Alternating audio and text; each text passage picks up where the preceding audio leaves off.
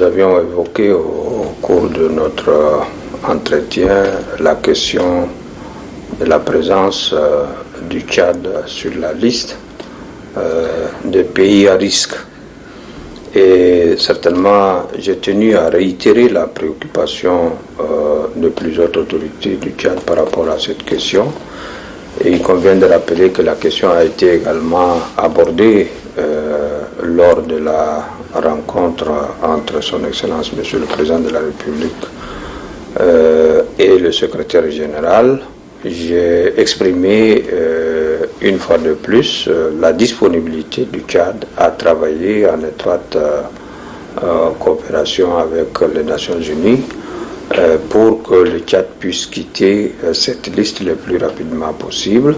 J'ai trouvé en tout cas une attention assez soutenue de la part de mon interlocuteur et qui semble exprimer également son soutien par rapport à cette question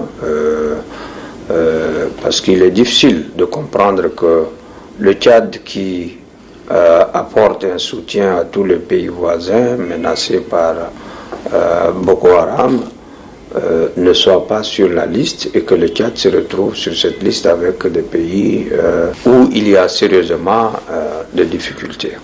Nous avions prouvé que de notre côté, tout est mis en œuvre pour que le Tchad se retire. Parce que s'il y a des efforts à fournir de notre côté au plan sécuritaire pour répondre aux critères d'évaluation des Nations Unies, nous sommes prêts à le faire, mais nous ne pouvons plus continuer à accepter que le Tchad puisse figurer sur cette liste pour des raisons qui ne nous semblent pas assez convaincantes. Parce que jusqu'à ce jour, depuis ma rencontre avec l'ensemble des représentants des agences du système des Nations Unies à N'Djamena, au cours de laquelle je leur ai demandé de nous fournir là où ils estiment qu'il y a des failles.